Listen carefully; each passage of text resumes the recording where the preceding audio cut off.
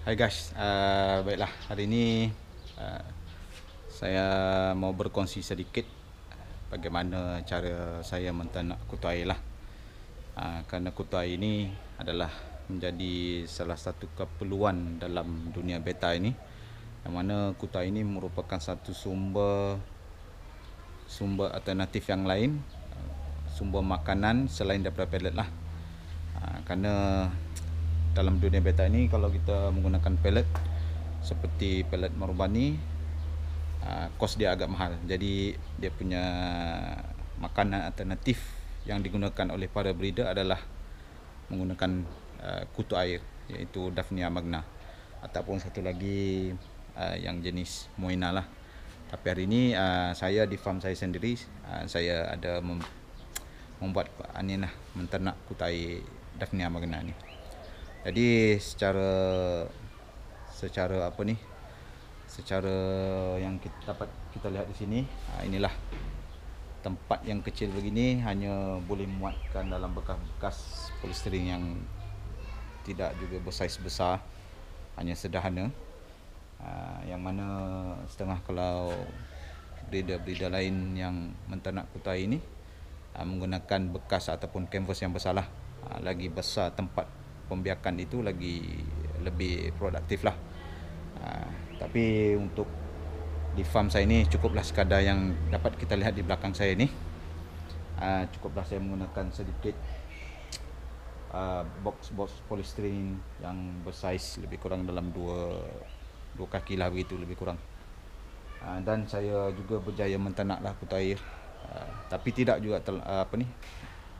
begitu produktif, tapi ia mampu menampung keperluan makanan untuk fry dan ikan beta saya.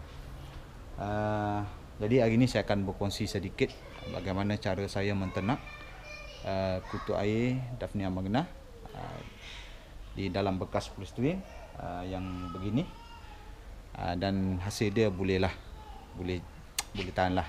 Jadi jom kita lihat dulu hasil yang saya ternak kutu air ni.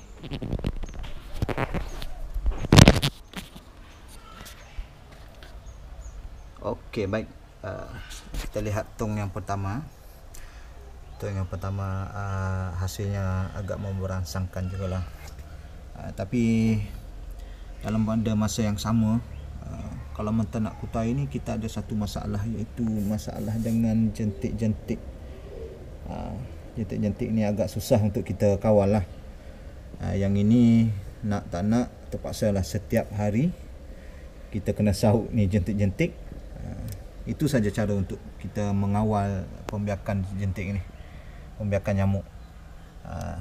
Dan ni kolam yang kedua, tidak juga terlampau banyak lah, tapi boleh-boleh lah. Dan kolam ketiga ada sikit, dan kolam yang keempat pun ada sikit. Kalau kita lihat cara saya menternak kutu air ni, saya menggunakan bekas yang begini. Dan kalau kutu air ni sebenarnya dia tidak boleh terlampau terkena cahaya matahari yang direct yang di dalam air. Jadi penyelesaian dia, saya menutup separuh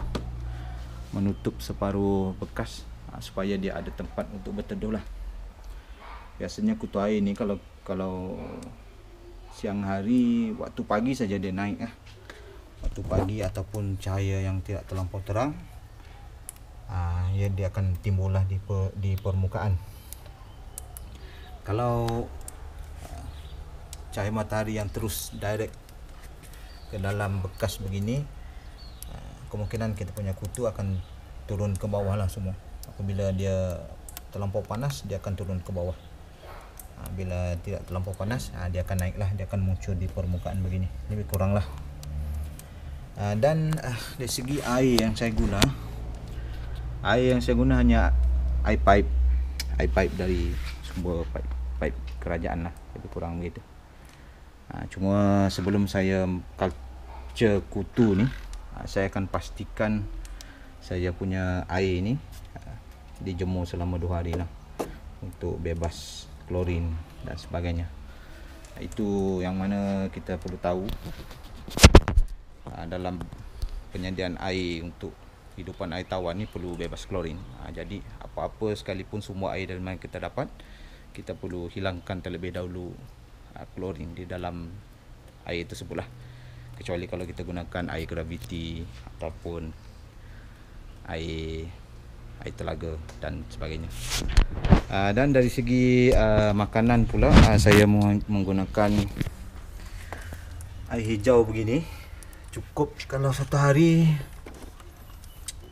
Biasanya saya akan gunakan satu hari dalam lebih kurang begini sukatan dia untuk untuk satu inilah, satu bekas ni lebih kurang begini. Itu makanan yang pertama. Makanan kedua pula saya gunakan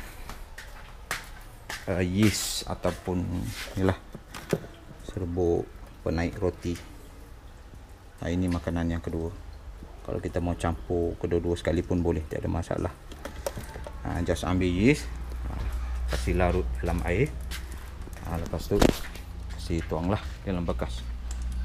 Jadi kalau kutu ni, kalau dia punya air ni perlu tinggi lah. Dia punya paras air di dalam bekas perlu tinggi. Dan ada juga kalau kaedah begini pun ada juga tidak menjadi, yang contoh macam ni lah, kurang menjadi. Mungkin terlampau panas terkena cahaya matahari pun dia tidak sesuai lah untuk kita ternak kutu. Lebih kurang begitulah cara dia. Jadi itu sajalah perkongsian saya pada hari ini. Jika ia bermanfaat, boleh gunalah kaedah saya. Kalau dia tidak membantu, kalau tidak sesuai dengan persekitaran kita, kita jangan gunalah kaedah saya. Sebab kadang-kadang kalau menternak kutu air ni, dia ikut persekitaran juga. Ada tempat yang dia tidak sesuai, dan bila kita culture pun dia tidak menjadi.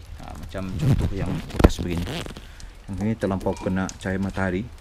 Sudah beberapa kali saya buat pun sama.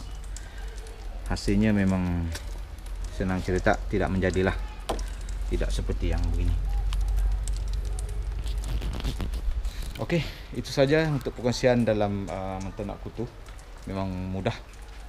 Dan untuk makanan ikan yang terbaik adalah kutai lah.